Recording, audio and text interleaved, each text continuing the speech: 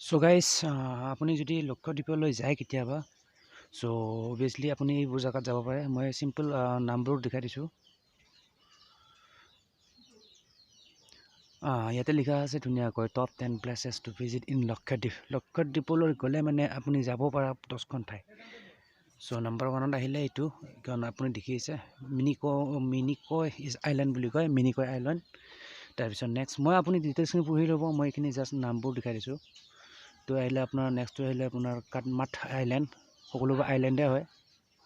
তাৰপিছত আহিলে আপোনাৰ এইটো কাভাৰাটি আইলেণ্ড। তাৰপিছত নেক্সট আহিলে আপোনাৰ এইটো মেৰিন মিউজিয়াম।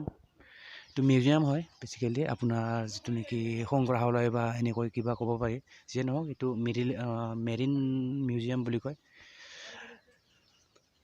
তাৰপিছত আছে পিতৃপাট চেংচুৱেৰী। তাৰপিছত নেক্সট আছিলে আপোনাৰ এইটো নহয় বাৰু, এইটো আহিলে আপোনাৰ কালপেনি আইলেণ্ড, এইটো কালভেলি আইলেণ্ড। যি হৈছে ভিডিঅ'টো, যিয়ে নহওক এইটো অগত্তি আইলেণ্ড আহিলে নেক্সটটো।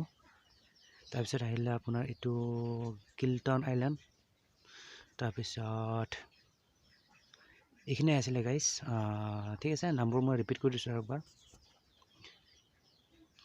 Top 10 places to visit in Lakshadweep. তো নাম্বাৰ 1 আহিলে আপোনাৰ এইটো মিনিকয় আইলেণ্ড। তাৰপিছত কাটমাট আইলেণ্ড। তাৰপিছত আহিলে আপোনাৰ